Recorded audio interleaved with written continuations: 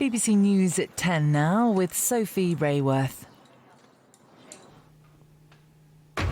The Prime Minister warns he will impose the tightest coronavirus restrictions on Greater Manchester to save lives if agreement can't be reached with local leaders. Pubs and bars shut down tonight as Lancashire becomes the latest region to enter the highest restrictions. Now Boris Johnson is urging Greater Manchester's leaders to follow suit. I urge the Mayor to reconsider and engage constructively. I cannot stress enough, time is of the essence. With millions more people under tighter restrictions from this weekend, the Prime Minister says he will resist another national lockdown if at all possible. A travel ban has come into force on the Welsh border. No one from the UK's coronavirus hotspot areas is allowed in. A teacher in France who showed his pupils cartoons of the Prophet Muhammad has been decapitated outside his school near Paris. Are we heading for a no-deal Brexit? Downing Street says talks between the UK and EU are over and there's no point in continuing unless the EU softens its stance. The Afghan baby who survived an attack on a hospital by the Taliban that left her mother dead. And walk if you can. We meet the man who's mapped out thousands of paths between Britain's towns and cities to help you get there safely on foot. And coming up on BBC News, Bristol take a very early lead against French giants Toulon in their first European Challenge Cup final.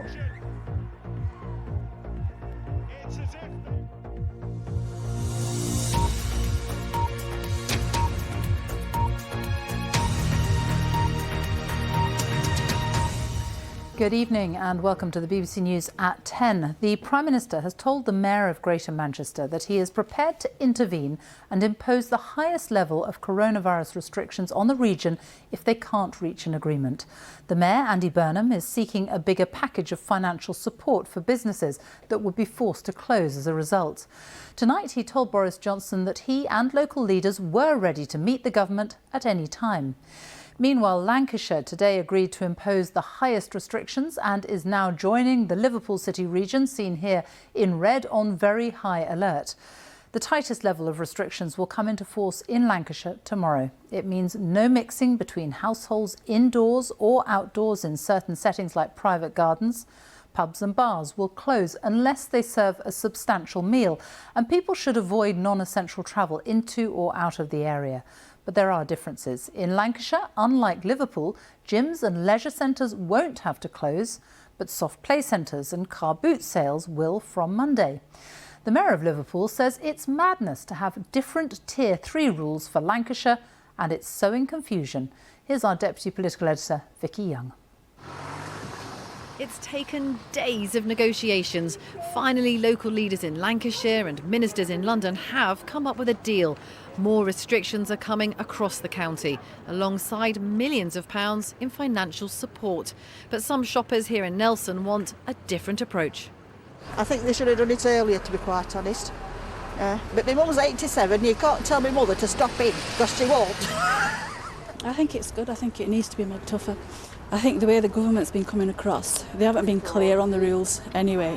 There's no transparency, total, utter confusion. Boris Johnson's opted for a regional approach because many places have fewer COVID cases than hotspots in the north of England.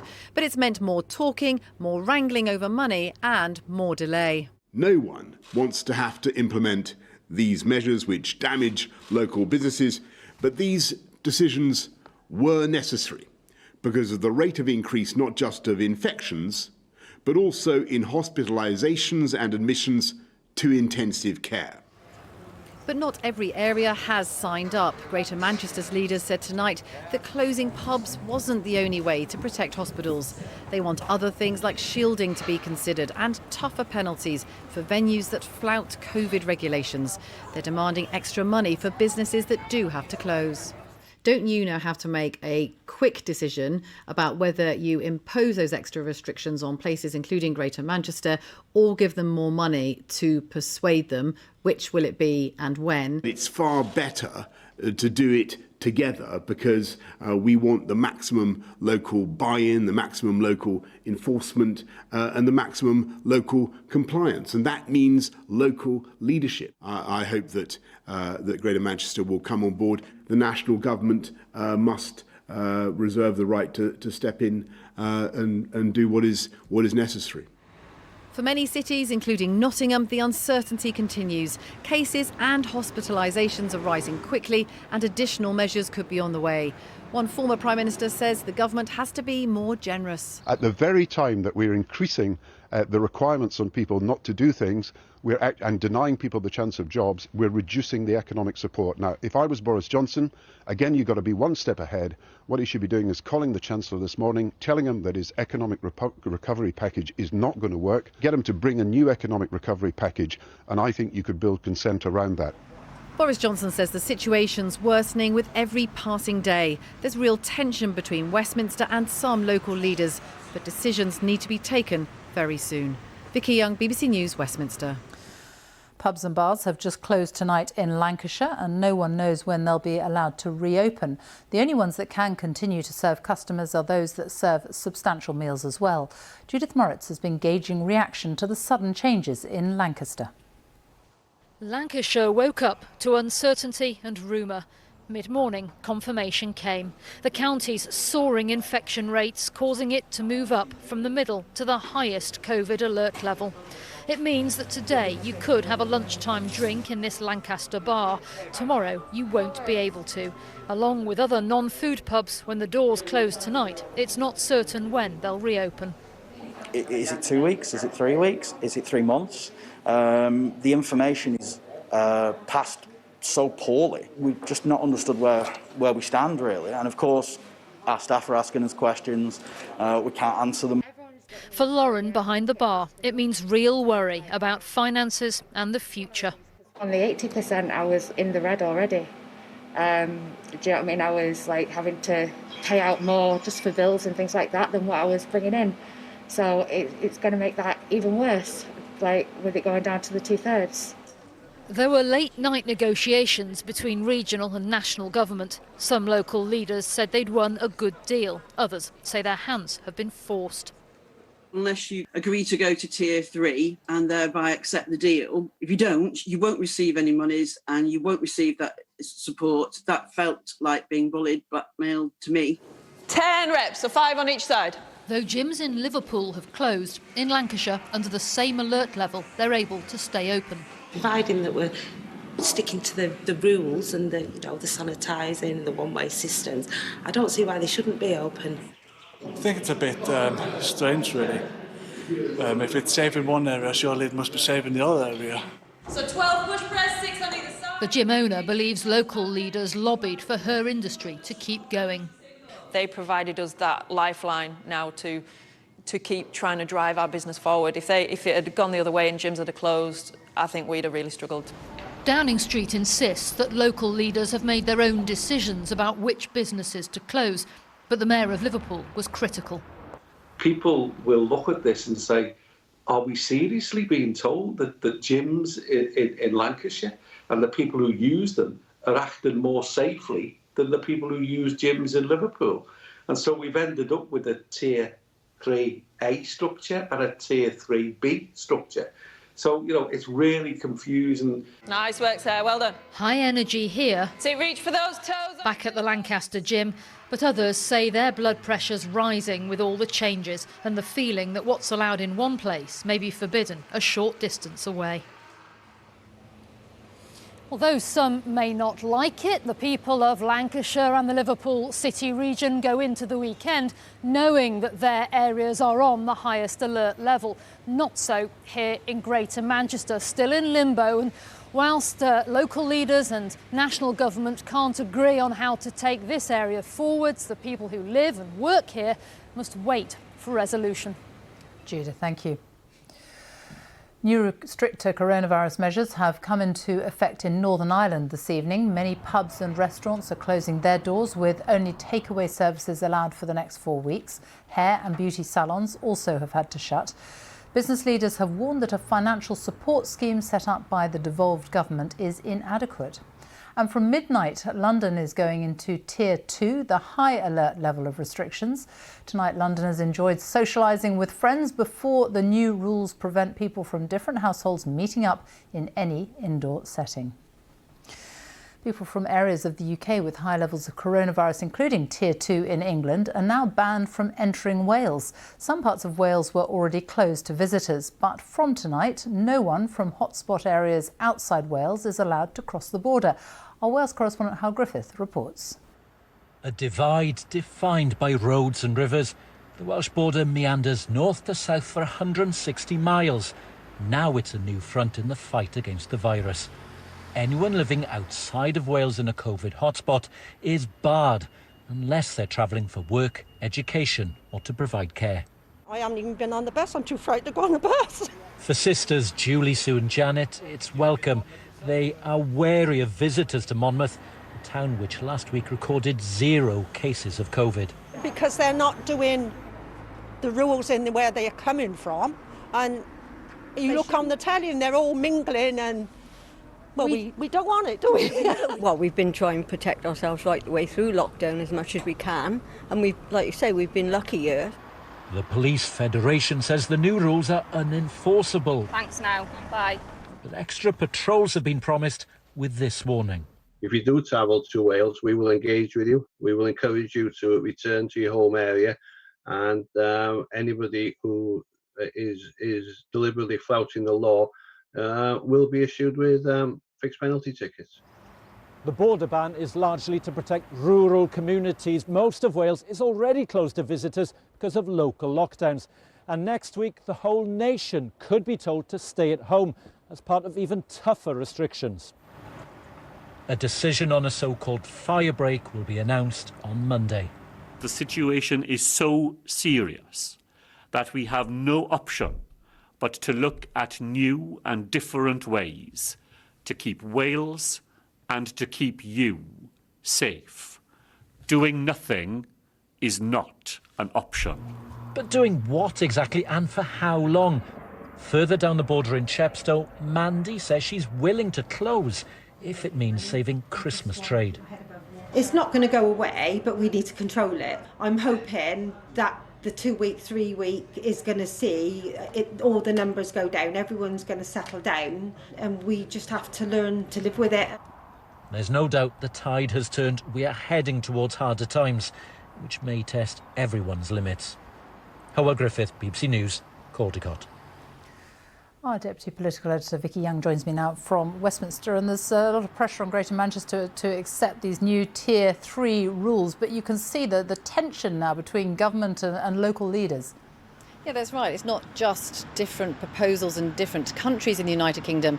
Within England now you have this regional approach. It's not like the lockdown of the spring where it was brutal, but it was a simple message, stay at home. Now, of course, it's evolving, it's tailored to each particular area. And of course, that means a more complicated picture. It also means it's become more fractious. If you involve more people in the decision making, first of all, it takes longer. Now, that is causing, I think, some consternation. There are a lot of businesses in many parts of England who are sitting and wondering whether they can even really be open next week or the week after. I think too there are risks on both sides here. The government's being accused of not stumping up enough cash to help people who might lose their livelihoods, and there are some local leaders being accused by the government of really delaying decisions that they think are essential. And I think there's a possible another problem here. You've got local councillors, you've got Tory MPs, you've got Labour mayors, lots of them questioning whether these measures are really necessary, and the danger is it undermines that health message, and in the end people might just question those rules themselves and not adhere to them as closely. Vicky Young, thank you. And if you want more details on what restrictions are in place where you live, do go to our website, that's bbc.co.uk/news, and search using your postcode. The latest government figures show there were 15,650 new coronavirus infections recorded in the latest 24-hour period. The average number of new cases reported per day in the last week is now 16,228. 773 people are being admitted to hospital on average each day over the past week. This number doesn't include Scotland. 136 deaths were reported. That's people who died within 28 days of a positive COVID-19 test. It means, on average in the past week, 107 deaths were announced every day. And it takes the total number of deaths so far across the UK to 43,429. Well, the Prime Minister says until a vaccine has been found, mass testing for coronavirus will be the solution to reopening the economy and society. Boris Johnson says several kinds of rapid tests are being looked at, some that can provide results in just 15 minutes. It comes as a new survey shows that the number of infections in England rose by more than 60% last week. Our health editor Hugh Pym reports. Getting test results can take time. Boris Johnson said new technology would allow faster turnarounds and more frequent testing, starting with NHS and care staff. Right now, the virus is spreading. The Office for National Statistics does random testing, including those without symptoms who aren't reported in the daily case figures. The latest ONS survey covered community infections in the week to October the 8th, though not including Scotland. It showed in England there were nearly 28,000 new cases each day, up more than 60% on the previous week. That's about 1 in 160 of the population with the virus. In Wales, infections also went up, with about 1 in 390 with the virus. The proportion in Northern Ireland was 1 in 250. The situation is deteriorating, and we need to brace for it. We also need to be aware that even any actions that we take today is going to need 2 or 3 weeks before having an effect, and it might actually be a good effect only in 4 to 6 weeks. We're under a lot of pressure every day now. As more people pick up the virus, a certain proportion will need hospital treatment. And this video put out today by Liverpool City Council aims to warn the local population of the consequences. But doctors say outcomes are better. Health Service Journal estimates that the death rate for hospital COVID patients fell by 50% between April and September. An intensive care specialist told me what had changed with the care of very sick patients. We became better at recognising the disease early and therefore implementing treatment early. And it's always better to prevent deterioration rather than to treat things after the event. And of course, we saw development in terms of potential drugs that may have a benefit for patients. More patients are pulling through, but it takes time for them to recover. Some have ongoing symptoms after leaving hospital. And as more beds are occupied, there's a chance others will miss out on less urgent treatment and operations. Hugh Pym, BBC News. Downing Street has said that Brexit trade talks are over and there is no point to negotiations continuing unless there's a fundamental shift in the EU's position. Boris Johnson says Britain should get ready for leaving without a deal on January the 1st after an EU summit in Brussels concluded it is the British who should be making concessions. Here's our Europe editor, Katya Adler. EU leaders had lots on their mind at this summit, the COVID crisis first and foremost. But eyes and ears here were also very focused today on Downing Street. How would Boris Johnson react to their demand that the UK must give way first if a trade deal is to be agreed? The answer? Not positively. It's clear from the summit that after 45 years of membership, they are not willing, unless there's some fundamental change of approach, to offer this country the same terms as Canada. And so with high hearts and with complete confidence, we will prepare to embrace the alternative and we will prosper mightily. Downing Street's clear message: trade talks are over unless the EU changes its tune. No chance, retorted France's Emmanuel Macron. We are always aware that it's the United Kingdom that wanted to leave the European Union, that is leaving the European Union, and that needs an agreement even more than we do. After months and months of EU and UK negotiators shuttling backwards and forwards between London and Brussels, both sides are fed up. The key sticking point still in talks: the rights of EU fishermen to fish in UK waters after Brexit, competition regulations, known as the level playing field, and how disputes should be resolved if a trade deal is agreed. Angela Merkel said today the EU's chief negotiator would head to London on Monday to launch intense last-ditch talks. But this evening, the government said no. As things stand, there was no point. This flexing of muscles and ultimatum giving by the UK and the EU is hardly surprising at this stage. But is it the end of the road or political posturing before difficult compromises are reached? Concessions are going to be needed by the government and the EU if a deal is to be found. And for those who really believe in this deal, tonight feels like a case of so near and yet so far. Katya Adler, BBC News, Brussels. And our political correspondent Ian Watson joins me now from Westminster. So are these talks really over?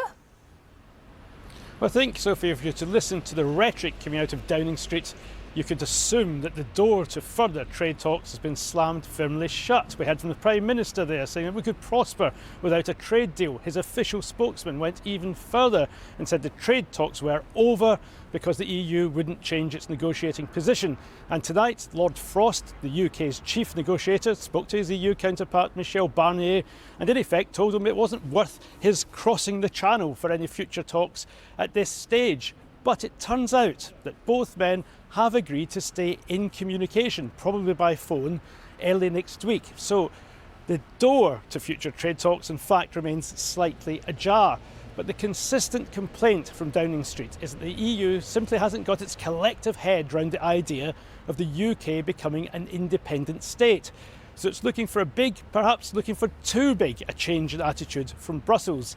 Tonight, Labour are urging the government to pull back from the brink of no deal. And in truth, Sophie, I think that's where we are, very much on the brink, but not past the point of no return. Ian, thank you.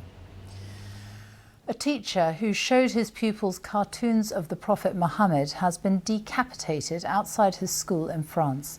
He was attacked by a man at around 5 o'clock this afternoon in a suburb north of Paris. The French President Emmanuel Macron visited the scene tonight and called it an Islamist terrorist attack. Well, Lucy Williamson is in Conflans-Sainte-Honorine for us now. And what more can you tell us about what happened this afternoon?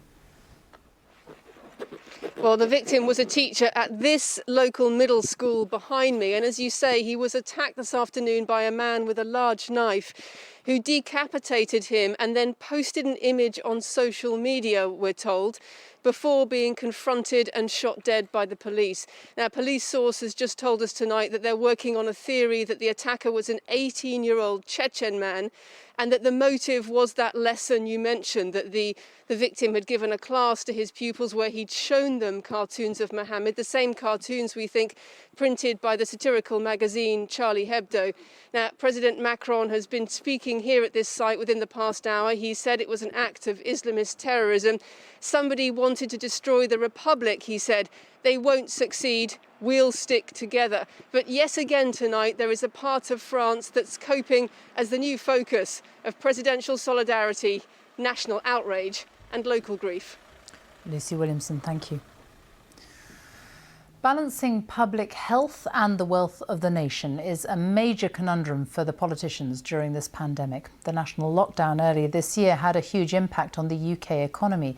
Restrictions announced in recent days are intended to protect lives, but jobs and livelihoods will again be hard hit. Our business editor, Simon Jack, reports. Welcome to the Florist Arms in East London, which will be joining other parts of the UK in the Tier 2 high-risk category from midnight. A ban on households mixing indoors will drive another nail into trade already weakened by early closing at 10 p.m. Pub manager Emma Tarbard would usually have up to 100 people on a weekend night. Now she thinks 15 would be a push. We're roughly around 20 to 29% down each month compared to last year. We're considering the new restrictions with the no household mixing. That would then mean that our capacity would lower. We have 7 staff employed, that's including 2 chefs. But at this rate, I can't see us being able to, how we can afford to keep the amount of staff on without any further furlough help. It's hard to quantify the cost of these new measures. If you look back to April when we had a national lockdown, that hit the economy by 20%, £400 billion plus. It's estimated a mini lockdown, a 2-week circuit breaker, could cost between 15 and 20 billion pounds.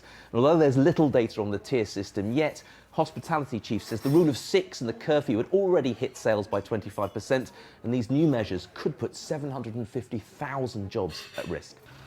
Pubs in Tier 3, which can't open, are eligible for government support to help pay staff wages.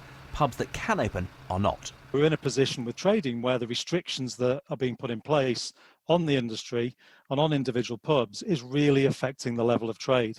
And therefore, we are losing viability in those pubs without the support that the Tier 3 pubs are getting. The rules apply to restaurants too. If you're not in the same household or a support bubble, you can't be served indoors. The effect on this restaurant in York was severe and quick. It's had a massive impact. Almost immediately we had cancellations through and we've had to ring and proactively reach out to people as well. It's the equivalent for us of about £3,500 worth of takings over this weekend coming. I mean, usually we go through maybe 20, 30 boxes of strawberries on a Saturday. I've got like about 5 or 6 in for tomorrow. Just down the road and behind the hospitality front line, suppliers like Simon Baines feel their pain is not always recognised. Just turns up in his van, doesn't he, in the morning before anybody gets up and stuff usually. So they're kind of hidden and maybe kind of forgotten about that way. But it's going to have a massive impact on the food supply chain. Massive. The government has spent tens of billions of pounds in unprecedented job support schemes and grants. But tonight the hospitality industry has written to the Chancellor saying the particular challenges it faces means that without more support, the food and drink supply chain could collapse, which could impact schools, hospitals and care homes. Simon Jack, BBC News.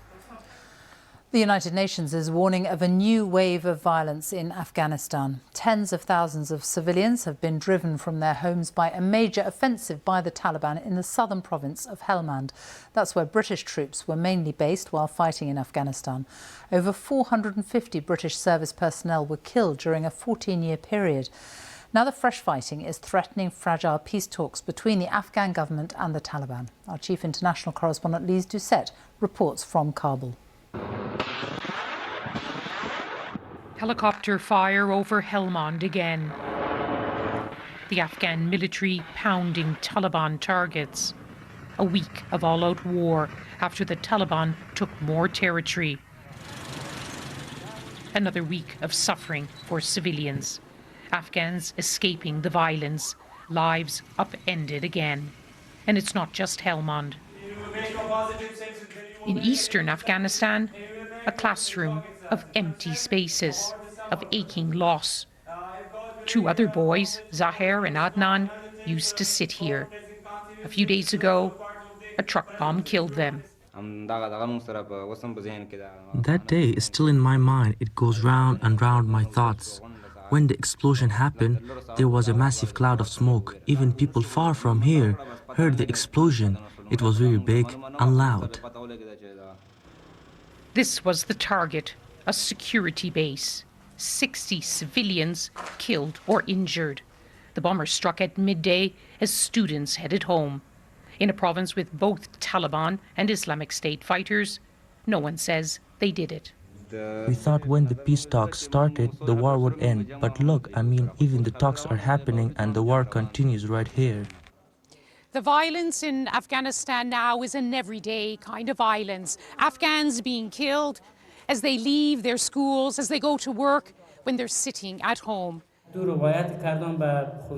Every Afghan has a story of loss on every side of this war, which has dragged on for decades. This public hearing in Kabul is one of the only spaces where they can share their stories and say their voices must be heard, including at the peace talks. We're not hopeful about the future in this case, because if they end this war, maybe another war is started after the peace that they bring, because the wounds are still open and the wounds are not healed. Someday little Amina will tell her story of her wounds. She was shot in the legs in May just 2 hours old. Her mother and others killed in a clinic after giving birth. An attack blamed on the Islamic State group. Bloodied blankets, a shocking symbol of this merciless war. But Amina survived. Dr. Bina saved her legs and her life. She's perfect, you know. I'm really happy. Definitely, she is the symbol of resilience for all of us, for Afghanistan, for Kabul, for everyone. Including her father. If I tell you about the pain I have suffered, no one in the world should suffer like this.